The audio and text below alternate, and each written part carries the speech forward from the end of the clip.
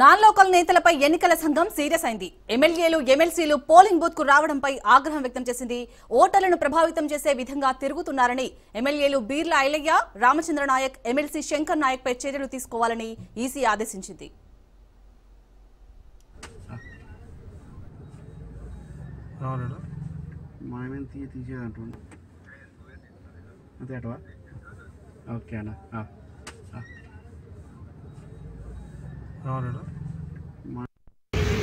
అక్కడ non locals ఉండదు కదా బేసిక్గా. అంటే ఎట్లా నాకు మరి రూల్స్ మాకైతే తెలుసు, మీకు ఉంటే చెప్పండి కొత్త. నేను మీడియా కాబట్టి రికార్డ్ చేస్తున్నా, నాన్ లోకల్ కాబట్టి. గవర్నమెంట్లో ఉండొద్దు కదా. ఏం చేయలేదంటే మీరు ఓటర్లతో మాట్లాడుతున్నారు కదా. నాన్ లోకల్ నేతలపై ఎన్నికల సంఘం సీరియస్ అయింది. ఎమ్మెల్యేలు ఎమ్మెల్సీలు పోలింగ్ బూత్ కు రావడంపై ఆగ్రహం చేసింది. ఓటర్లను ప్రభావితం చేసే విధంగా తిరుగుతున్నారని ఎమ్మెల్యేలు బీర్ల ఐలయ్య, రామచంద్ర నాయక్, ఎమ్మెల్సీ శంకర్ నాయక్ పై చర్యలు తీసుకోవాలని ఈసీ ఆదేశించింది. మీకు చూపించండి, మరి పాస్ ఉంటే చూపించండి. నా పాస్ ఉంది, బాధ్యత చూపిస్తే మీరు చూపించండి. చెప్పండి, రికార్డ్ ఎందుకు చేస్తా అండి చెప్పండి. మీరు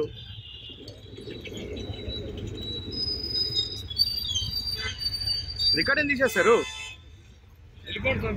ఎందుకు మీ పోలీసు వాళ్ళు ఏం చేస్తారు నాకు అర్థం కాదు. మీరు పోలీసు వాళ్ళు చెప్పాలి కదా. మీరు ఏం ల్యాండ్ ఆర్డర్ ఏం మెయింటైన్ చేస్తున్నారు? ఎలక్షన్ కమిషన్ ఏం చేస్తుంది? ఇట్లుంటే ఇట్లా నాన్ లోకల్ ఎట్లుంటారు చెప్పండి. వాళ్ళు ఒక ఎమ్మెల్సీ ఎట్లుంటారు చెప్పండి మరి. అక్కడ నాన్ లోకల్స్ ఉండదు కదా బేసిక్గా. అంటే ఎట్లా నాకు మరి రూల్స్ మాకైతే తెలుసు, మీకు ఉంటే చెప్పండి కొత్త. నేను మీడియా కాబట్టి రికార్డ్ చేస్తున్నా, నాన్ లోకల్ కాబట్టి. గవర్నమెంట్లో ఉండొద్దు కదా. ఏం చేయలేదంటే మీరు ఓటర్లతో మాట్లాడుతున్నారు కదా. ఇప్పటిదాకా ఇద్దరు ఓటర్తో మాట్లాడినావు కదా. ఉండొచ్చంటే చెప్పండి. మరి రూల్స్ ఏమైనా కొత్త రూల్స్ ఉంటే చెప్పండి, నేను చెప్పి వాడదాం. మాకు తెలియదు కదా, మాకు కూడా. మీరు ఎమ్మెల్సీ కదా, మాకు కొంచెం తెలిసి మేము వాడుకుంటాం. చెప్తాం. ఎవరన్నారు? ఓటు వేయడానికి ఎవరు రారండి, ఓటు ఉన్నోళ్ళే వస్తారు ఇక్కడికి. నేను పోతా. మీకు చూపించండి, మరి పాస్ ఉంటే చూపించండి. నా పాస్ ఉంది, బాధ్యత చూపిస్తే మీరు చూపించండి. నాన్ లోకల్ నేతలపై ఎన్నికల సంఘం సీరియస్ అయింది. ఎమ్మెల్యేలు ఎమ్మెల్సీలు పోలింగ్ బూత్ కు రావడంపై ఆగ్రహం వ్యక్తం చేసింది. ఓటర్లను ప్రభావితం చేసే విధంగా తిరుగుతున్నారని ఎమ్మెల్యేలు బీర్ల ఐలయ్య, రామచంద్ర నాయక్, ఎమ్మెల్సీ శంకర్ నాయక్ పై చర్యలు తీసుకోవాలని ఈసీ ఆదేశించింది. ఇట్లుంటే ఇట్లా నాన్ లోకల్ ఎట్లుంటారు చెప్పండి. వాళ్ళు ఒక ఎమ్మెల్సీ ఎట్లుంటారు చెప్పండి మరి. అక్కడ నాన్ లోకల్స్ ఉండదు కదా. అంటే ఎట్లా నాకు మరి రూల్స్ మాకైతే తెలుసు, మీకు ఉంటే చెప్పండి కొత్త. నేను మీడియా కాబట్టి రికార్డ్ చేస్తున్నా, నాన్ లోకల్ కాబట్టి. గవర్నమెంట్లో ఉండొద్దు కదా.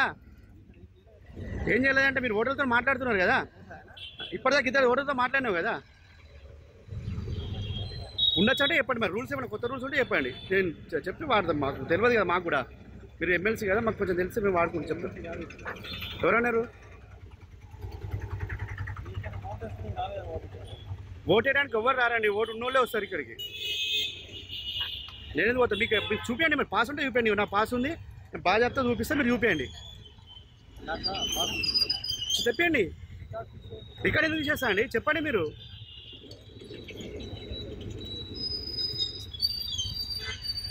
రికార్డ్ ఎందుకు చేస్తారు? ఎందుకు మీ పోలీసు వాళ్ళు ఏం చేస్తారు నాకు అర్థం కాదు. మీరు పోలీసు వాళ్ళు చెప్పాలి కదా. మీరు ఏం ల్యాండ్ ఆర్డర్ ఏం మెయింటైన్ చేస్తున్నారు? ఎలక్షన్ కమిషన్ ఏం చేస్తుంది? ఇట్లుంటే ఇట్లా నాన్ లోకల్ ఎట్లుంటారు చెప్పండి. వాళ్ళు ఒక ఎమ్మెల్సీ ఎట్లుంటారు చెప్పండి మరి. అక్కడ నాన్ లోకల్స్ ఉండదు. ఇక ఇటు ఓటర్లను ప్రభావితం చేసే విధంగా తిరుగుతున్నారని అక్కడ ఎమ్మెల్యేలు బీర్ల ఐలయ్య, అలాగే రామచంద్ర నాయక్, ఇటు ఎమ్మెల్సీ శంకర్ నాయక్ పై చర్యలు తీసుకోవాలని అయితే ఇప్పటికే ఈసీ ఆదేశించినట్టుగా తెలుస్తోంది. దీనికి సంబంధించి పూర్తి డీటెయిల్స్ మా ప్రతినిధి సైదులు లైవ్ లో అందిస్తారు. సైదులు, అసలు అక్కడ ఎన్నికల కోడ్ నిబంధనలు పాటిస్తున్నారా? ఇప్పటికే ఈసీ అయితే వీరిపై చర్యలు తీసుకోవాలని సూచించినట్టుగా తెలుస్తోంది. అప్డేట్స్ ఏంటి? జూబ్లీ హిల్స్ ఉప ఎన్నిక పోలింగ్ సందర్భంగా నాన్ లోకల్ లీడర్స్, ముఖ్యంగా కాంగ్రెస్ పార్టీకి చెందినటువంటి ఎమ్మెల్యేలు ఎమ్మెల్సీలు అందరూ కూడా పోలింగ్ కేంద్రాలలో ఉండి ఓటర్లని ప్రలోభ పెడుతున్నారు. సో అది గమనించినటువంటి టీఆర్ఎస్ పార్టీ ఈసీకి కంప్లైంట్ చేయడం కూడా జరిగింది. వారిపైన చర్యలు తీసుకుంటామని కూడా చెప్పడం జరిగింది. ముఖ్యంగా బీర్ల ఐలయ్య యాదవ్, ఆయన ఇక్కడకి వచ్చి, అంటే నాన్ లోకల్ యాక్చువల్ గా సో ఇక్కడికి వచ్చి ఇక్కడ ఉన్నటువంటి ఓటర్లని కొందరిని ప్రలోభ పెట్టి వారిని కాంగ్రెస్ పార్టీకి ఓటేసేలా చేస్తున్నారని చెప్పేసి బీఆర్ఎస్ పార్టీ ప్రధానంగా ఆరోపణ చేసింది. సో ఆధారాలతో సహా ఎన్నికల సంఘానికి కూడా కంప్లైంట్ చేసింది. తర్వాత ఇక ఎమ్మెల్సీ శంకర్ నాయక్ ఆయన రెహమత్ నగర్ లో ఉదయం 7 గంటలకే వచ్చారు. ఒక పోలింగ్ బూత్ కేంద్రం వద్ద ఉండి అక్కడ ఉన్నటువంటి ఓటర్ని ప్రలోభ పెడుతున్నారు. సో అది గమనించినటువంటి బీఆర్ఎస్ పార్టీ వెంటనే అక్కడ ఎన్నికల సంఘం అధికారులకి కూడా కంప్లైంట్ చేశారు. సో ఖచ్చితంగా ఇటు ఎమ్మెల్సీ శంకర్ నాయక్ పైన కూడా చర్యలు తీసుకుంటామని చెప్పేసి కూడా కొద్దిసేపటి క్రితమే ఈసీ చెప్పడం జరిగింది. కాబట్టి ఇప్పుడైనా సరే నాన్ లోకల్స్ అందరూ కూడా జూబ్లీ హిల్స్ నియోజకవర్గంలో ఉండడానికి వీలు లేదు. ఎన్నికల నియమావళి ప్రకారం నాన్ లోకల్స్ ఎవరు కూడా ఇక్కడ ఉండకూడదు. కానీ అధికార కాంగ్రెస్ పార్టీ అధికార దుర్వినియోగానికి పాల్పడుతుంది అని చెప్పేసి కూడా పెద్ద ఎత్తున ఆరోపణలు వస్తున్నాయి.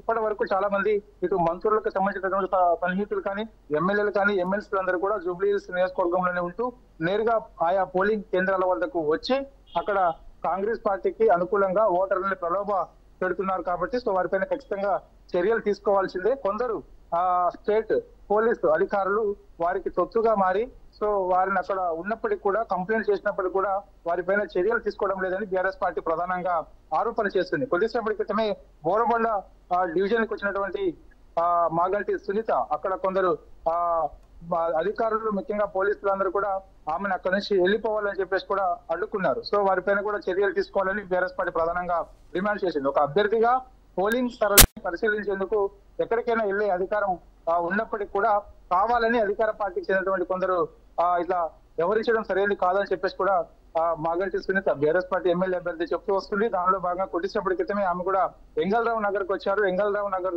డివిజన్ లో కూడా కాంగ్రెస్ పార్టీకి చెందినటువంటి ముఖ్య నాయకులందరూ కూడా పోలింగ్ కేంద్రాల వద్ద ఉంటూ సో అక్కడ ఓటర్లను ప్రలోభ పెడుతూ చేస్తున్నారని చెప్పేసి కూడా ఆధారాలతో సహా బీఆర్ఎస్ పార్టీ ఎన్నికల అధికారులకు కూడా కంప్లైంట్ చేయడం కూడా జరిగింది. కాబట్టి ఇప్పుడు ముఖ్యంగా ఈ రోజు ఉదయం నుంచి కూడా ఉన్నటువంటి ముగ్గురు పైన ఖచ్చితంగా చర్యలు తీసుకుంటామని ఈసీ చెప్పడం జరిగింది. మరి ఎటువంటి చర్యలు తీసుకోబోతుందనేది కూడా మనకి తెలియాల్సి ఉంది. ప్రస్తుతం అయితే బీర్లా ఐలయ్య యాదవ్ సో ఈయన ఆలేరు ఎమ్మెల్యేగా ఉన్నారు, నాన్ లోకల్.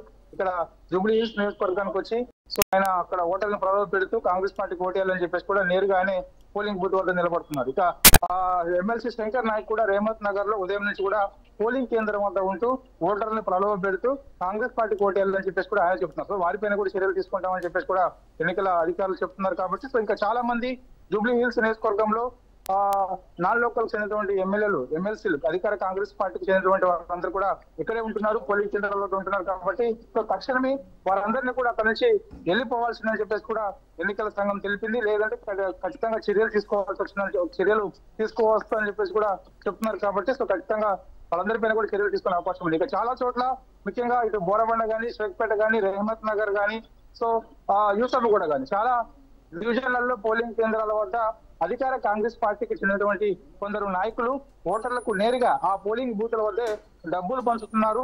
అది గమనించినటువంటి బీఆర్ఎస్ పార్టీ కార్యకర్తలు అడ్డుకుంటున్నారు.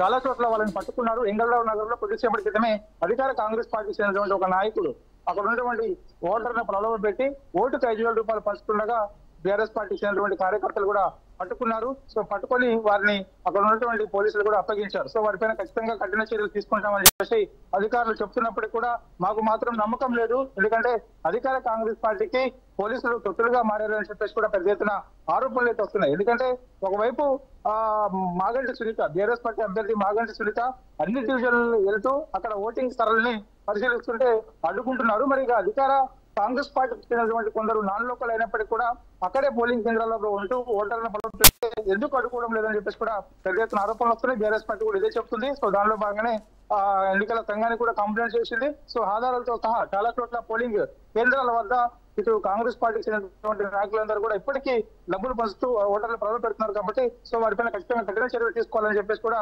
చెప్తున్నారు. ఎన్నికలు సజావుగా జరిగేలా చూడాలి కానీ ఈ విధంగా ఎవరించడం సరైనది కాదని కూడా చెప్తున్నారు. షేక్పేట్ లో చూస్తే మాత్రం దాదాపుగా 60 మంది ఫేక్ ఐడి కార్డుతో ఓటేశారని చెప్పేసి కూడా ఆరోపణలు వస్తున్నాయి. సో వారిని గుర్తించకుండా ఐడి కార్డు చూడకుండా లోపలికి ఎలా అనుమతిస్తారని చెప్పేసి కూడా ఆరోపణలు వస్తున్నాయి. షేక్పేట డివిజన్ లో ఎక్కువగా అక్కడ మొత్తం మైనారిటీ ఓట్లు ఉన్నప్పటికీ కూడా చాలా వరకు ఫేక్ ఐడి కార్డ్స్ తోటి ఓటేసేందుకు సిద్ధమయ్యారు, లోపలికి పంపిస్తున్నారు అధికారులు అని చెప్పేసి కూడా ఆరోపణలు వస్తున్నాయి. సో అటువంటి వారిపైన ఖచ్చితంగా క్రిమినల్ చర్యలు తీసుకోవాలని చెప్పేసి కూడా బీఆర్ఎస్ పార్టీ అయితే చెప్తుంది. ఇక బోరగొండలో చూస్తే మాత్రం బోరగొండలో కూడా సిచ్యువేషన్ ఆ విధంగానే ఉంది. కొందరు ఫేక్ ఐడి కార్డ్స్ తోటి ఓటేసేందుకు పోలింగ్ బూత్ వద్దకు వస్తున్నారు. కానీ అక్కడ కొందరు అధికార పార్టీకి కొత్తగా అధికారులు మారారు కాబట్టి సో చూసి చూడనట్లు వ్యవహరిస్తున్నారు. ఇది సరైనది కాదని చెప్పేసి కూడా ఆరోపణలు వస్తున్నాయి. కాబట్టి ఇక్కడైనా సరే పోలింగ్ కేంద్రాల వద్ద ఎవరైతే డబ్బులు పంచుతున్నారో వారిపైన చర్యలు తీసుకోవడం కానీ, అదేవిధంగా ఫేక్ ఐడి కార్డుతో ఎవరైతే పోలింగ్ బూత్ వద్దకు వస్తున్నారో వారిని పట్టుకుని వెంటనే వాళ్ళపైన కేసులు నమోదు చేయడం కానీ. సో ఇంకోటి పోలింగ్ కేంద్రాల వద్ద 144 సెక్షన్ అమల్లో ఉన్నప్పటికీ కూడా 100 మీటర్ల దూరంలోనే ఉండాల్సినటువంటి ఏజెంట్స్ వారందరూ కూడా లోపలికి వచ్చే ప్రయత్నం చేస్తున్నారు. ఇది కూడా సరైనది కాదు. సో అలా వచ్చే వారిపైన కూడా చర్యలు తీసుకోవాలని చెప్పేసి కూడా చెప్తున్నారు. కాబట్టి సో గుంపులుగా ఈ యొక్క కాంగ్రెస్ పార్టీ చెందినటువంటి నాయకులందరూ కూడా ఒకే చోట పోలింగ్ బూత్ ఉంది, ఓటర్లను పొలంలో పెడుతున్నారు. కాబట్టి సో అలా అటువంటి వారిపైన ఖచ్చితంగా చర్యలు తీసుకోవాల్సిందని చెప్పేసి కూడా చెప్తున్నారు. కాబట్టి ఎన్నికలు ఒకవైపు సజావుగా నిర్వహిస్తామని అధికారులు చెప్తున్నప్పటికీ కూడా చాలా చోట్ల పోలింగ్ బూత్ల వద్ద అధికార పార్టీకి కొత్తగా మారడం సరైనది కాదని చెప్పేసి కూడా బీఆర్ఎస్ పార్టీ అయితే తీవ్రస్థాయిలో మండిపడుతుంది. సో ఏదేమైనా ఈ రోజు ఉదయం నుంచి రేహమత్ నగర్ డివిజన్ లో ముఖ్యంగా ఎమ్మెల్సీ శంకర్ నాయక్ అక్కడ అధికారులను ప్రలోభ పెట్టి అధికారులు ప్రలోభ పెడుతున్నారు కాబట్టి, సో అక్కడ ఉండే ఓటర్లు ప్రలోభ పెడుతున్నారు కాబట్టి, సో అధికారులు కూడా వారికి కొత్తగా మారారు కాబట్టి అందరిపైన ఖచ్చితంగా చర్యలు తీసుకుంటామని చెప్పేసి కూడా ఎన్నికల సంఘం కూడా కొద్దిసేపటి క్రితమే తెలిపింది. కాబట్టి ఇంకా చాలా వరకు నాన్ లోకల్స్ అందరూ కూడా ఇక్కడే ఉన్నారు కాబట్టి వారందరినీ ఇక్కడ నుంచి వెళ్ళిపోవాల్సిందని చెప్పేసి కూడా ఆదేశాలు ఇవ్వాల్సిందని చెప్పేసి కూడా చెప్తున్నారు. సో ప్రస్తుతం అయితే మనకు అందుతున్న సమాచారం ఏంటంటే కొంత పోలింగ్ మందకొడిగా కొనసాగుతున్నప్పటికీ కూడా అది పెరిగే అవకాశం ఉంటుందని చెప్పేసి కూడా అధికారులు అయితే చెప్తున్నటువంటి పరిస్థితి కనిపిస్తుంది. గతంలో కంటే ఈసారి పోలింగ్ శాతం పెరుగుతుంది, అవేర్నెస్ తీసుకొచ్చాము అని చెప్పేసి చెప్తున్నప్పటికీ కూడా చాలా వరకు కొంత మందకొడికి అయితే పోలింగ్ అయితే కొనసాగుతుంది. సో అది సాయంత్రం పెరిగే అవకాశం ఉంటున్నట్టు కూడా మనకైతే సమాచారం ఉంటుంది. సో ఉదయం 7 గంటలకు ప్రారంభమైనటువంటి జూబ్లీ హిల్స్ ఉప ఎన్నిక పోలింగ్ సాయంత్రం 6 గంటలకు ముగుస్తుంది. కాబట్టి ఈసారి 60% వరకు కూడా పోలింగ్ నమోదయ్యే అవకాశం ఉంటున్నట్టు కూడా అధికారులు అయితే చెప్తున్నారు. అందుకు ఏర్పాట్లు కూడా చేశామని చెప్తున్నారు. క్యూడెన్లు ఎవరైతే ఉంటారో వారందరూ కూడా ఓటేజ్ హక్కు కల్పిస్తామని చెప్పేసి కూడా అధికారులు చెప్తున్నారు. సో ఇక 6 గంటలకి పోలింగ్ ముగిసిన వెంటనే ఆ యొక్క ఈవీఎంలను సీల్ చేసి కోట్ల విజయభాస్కర్ రెడ్డి స్టేడియం అక్కడ ఉన్నటువంటి స్ట్రాంగ్ రూములకి ఆ యొక్క ఈవీఎంలని పోలీస్ వలయంలో తరలిస్తారు. కాబట్టి సో ప్రస్తుతం అయితే మాత్రం అక్కడక్కడ పోలింగ్ సజావుగా సాగుతుంది. మరో చోట కొంత టెన్షన్ వాతావరణం, కొన్ని పోలింగ్ కేంద్రాల వద్ద ఈవీఎంలు మొరాయించడం, సో ఇలాంటివి కూడా ఉన్నాయి. కాబట్టి సో ఎక్కడైతే ఈవీఎంలు మొరాయిస్తున్నాయో అక్కడ వెంటనే టెక్నికల్ గా వచ్చినటువంటి సమస్యను పరిష్కరించాలని చెప్పేసి, సో అదే విధంగా ఎక్కడైతే పోలింగ్ కేంద్రాల వద్ద పెద్ద ఎత్తున అధికార కాంగ్రెస్ పార్టీ చెందినటువంటి నాయకులు కార్యకర్తలు ఉన్నారో వారిని అక్కడి నుంచి పంపించేలా, సో వారిపైన చర్యలు తీసుకునేలా, ఓటర్లను ఎవరైతే బలం పెడుతున్నారో, ఓటర్లకు ఎవరైతే డబ్బులు ఇస్తున్నారో వారిపైన ఖచ్చితంగా క్రిమినల్ చర్యలు తీసుకోవాలని చెప్పేసి కూడా బీఆర్ఎస్ పార్టీ ఆరోపణ చేస్తుంది. Right, thank you Saidulu.